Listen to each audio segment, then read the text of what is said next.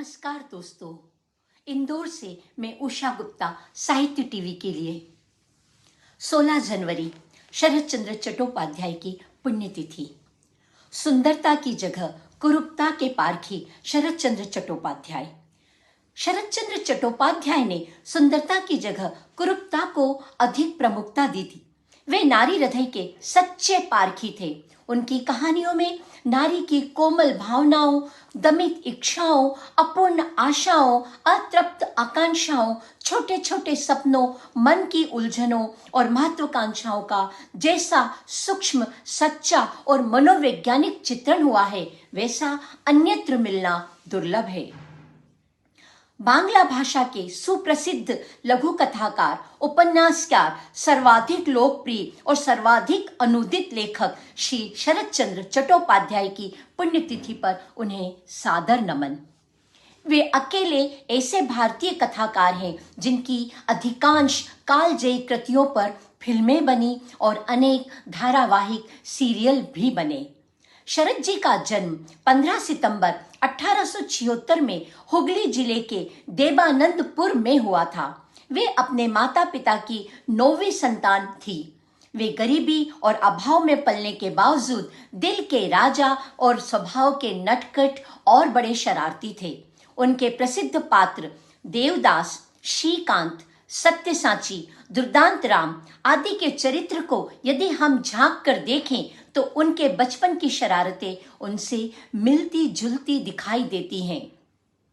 1894 में उन्होंने 10वीं कक्षा के बाद होने वाली सार्वजनिक परीक्षा एंट्रेंस परीक्षा द्वितीय श्रेणी में उत्तीर्ण की और उसी समय भागलपुर में एक साहित्य सभा की स्थापना भी की और एक साहित्य सभा का संचालन भी किया।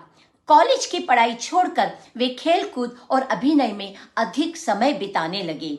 पिता की मृत्यु के पश्चात वे अपने मामा के घर रहने चले गए और वहां हिंदी पुस्तकों का अंग्रेजी में अनुवाद करने लगे और 30,000 रुपया प्रति माह कमाने लगे। मंदिर नामक एक गल्प लिखकर उसे कुंतलिन प्रतियोगिता में उन्होंने भेजा, जिसमें उन्हें विजयी घोषित किया गया। बंगचंद्र नामक गलत व्यक्ति के संसर्ग में आकर वे भी गलत रास्ते पर चल पड़े। यहीं से चरित्रहीन का बीज उनके मन में पड़ गया। वे यमुना और भारतवर्ष पत्रिका में लिखते रहे।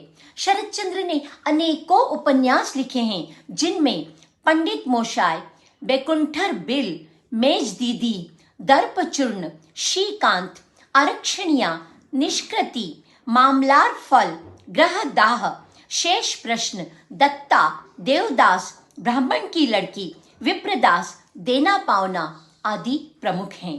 फिर उन्होंने पथेर दावा उपन्यास बंगाल के क्रांतिकारी आंदोलन को लेकर लिखा, जिसे बाद में ब्रिटिश सरकार ने जब्त कर लिया। उन्होंने साहित्य समाज के निचले तबके को पहचान दिलाई। यही नहीं, उनके इसी विश्वास के कारण उन्हें समाज में रोष का पात्र बनना पड़ा। चरित्रहीन जब उन्होंने लिखा था तब उनका काफी विरोध हुआ था, क्योंकि उन्होंने उस समय की मान्यताओं और परंपराओं को चुनौती दी थी। उन्होंने सुंदरता की जगह कुरूपता को प्रमुखता दी। वे नारी हृदय के सच्चे पारखी थे। उनमें उनकी कहानियों में नारी हृदय की कोमल भावनाओं, अपूर्ण आशाओं, अतृप्त आकांक्षाओं, महत्वाकांक्षाओं, मन की उलझनों, छोटे छोटे सपनों आदि का सूक्ष्म और मनोवैज्ञानिक चित्रण हुआ है। इसी कारण से उनकी रचनाएं आज भी प्रासंगिक लगती है। यह भी कहा जाता है कि उनके पुरुष पात्रों से उनकी नायिकाएं अधिक ज्यादा बलिष्ठ हैं। शरत चंद्र को प्रसिद्धि जीवन से ओतप्रोत घटनाओं के कारण नहीं, वरन उनके उपन्यास में नारी जिस प्रकार परंपरागत बंधनों से छटपटाते हुए दृष्टिगोचर होती है, जिस प्रकार पुरुष और स्त्री के संबंधों को एक नए आधार पर स्थापित करने का पक्ष प्रस्तुत किया गया है, उसी से शरत को प्रसिद्धि मिली। 1936 में ढाका विश्वविद्यालय ने उन्हें ऑनरेरी डी लिट की उपाधि से विभूषित किया। शरद जी की मृत्यु 16 जनवरी 1938 में कलकत्ता पार्क नर्सिंग होम में 62 वर्ष की आयु में हुई थी। शरद चंद्र चट्टोपाध्याय को यह गौरव हासिल है कि उनकी रचनाएं हिंदी साहित्य के अलावा सभी भारतीय भाषाओं में आज भी बड़े चाव से पढ़ी जाती है। साहित्य की इस विभूति को हमारा शत शत नमन है।